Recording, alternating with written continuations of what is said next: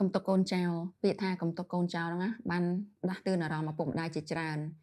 ពាក្យថាកុំទុកកូនចោលមិនមែនថាយើងត្រូវមើលថែទាំគាត់នៅក្បែរគាត់24ម៉ោងឈប់រកស៊ីធ្វើការអីទាំងអស់ទេប៉ុន្តែយើងត្រូវរកស៊ីដើម្បីអនាគតពួកគាត់ប៉ុន្តែពាក្យថាកុំទុកកូនចោលហ្នឹងគឺត្រូវការ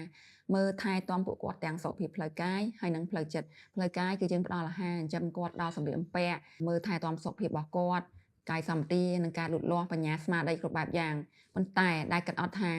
យើងមានតួនាទីត្រូវការពារពួកគាត់ពីសុខភាពរាងកាយឲ្យជៀសផុតពីការបៀតបៀនជាពិសេសនោះគឺក្មេងស្រីៗកុំមើលរំលងសញ្ញាតូចៗរបស់ពួកគាត់ហើយបើបកទៅវិញថាកុំទុកកូនចោលទៅលើសុខភាពផ្លូវចិត្តរបស់គាត់មិនមែនឪពុកម្ដាយមានតួនាទីនិយាយតែពាក្យថាម៉ាក់ស្រឡាញ់កូនប៉ាស្រឡាញ់កូនតែប៉ុណ្ណឹងគ្រប់គ្រាន់ទេត្រូវឲ្យគាត់យល់ថាយើងពិតជាស្រឡាញ់គាត់ដល់កៅអៅបេះដូងត្រូវស្ដាប់គាត់ត្រូវឲ្យគាត់ដឹងថាពេលគាត់មានរឿងគាត់រត់ទៅរកអ្នកណាគេពេលគាត់ចង់និយាយរឿងអីតើអ្នកណាជាអ្នកស្ដាប់គាត់ពេលគាត់ភ័យខ្លាចអ្នកណាជាអ្នកដាក់អោបគាត់ចាំដល់កូនលែងចង់និយាយទើបយើងចង់ស្ដាប់ហើយសួរវិញថាតើឪពុកម្ដាយទាំងអស់គ្នាចង់ឲ្យកូនចងចាំបែបណាពេញមួយជីវិតរបស់ពួកគាត់